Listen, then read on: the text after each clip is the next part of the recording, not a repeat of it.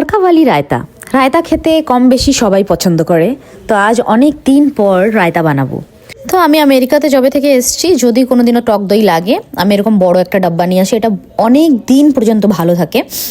তো অনেক গাঢ় ছিল যেহেতু একটু জল মেশাবো, আবার বেশি পাতলাও করব না, যেহেতু তানিশ একদম পাতলা পাতলা রায়তা খেতে পছন্দ করে না। হালকা জল মিশিয়ে নিচ্ছি। আর দেখো আমার ডাব্বাটা এমনিতেও শেষ, এই লাস্ট দই মানে রায়তা বানিয়ে দইটা পুরো শেষই হয়ে গেল। এটা পুরো প্লেন ইয়োগার্ট থাকে।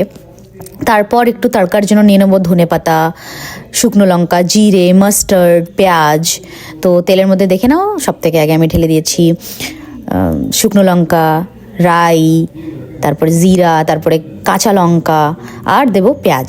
এটা একটু 1 সেকেন্ড 2 সেকেন্ড বা 1 মিনিটও বলতে পারো, একটু চালাবো। তারপরে দইয়ের মধ্যে দেখো দিয়ে দিচ্ছি লবণ, ব্ল্যাক পেপার আর ধনেপাতাটা দিয়ে একটু মিশিয়ে নিয়ে তারপরে যে তড়কাটা বানিয়েছিলাম ওইটা এর মধ্যে মিশিয়ে দেবো। হয়ে গেল, খুবই সিম্পল আর খুবই টেস্টি। বাই।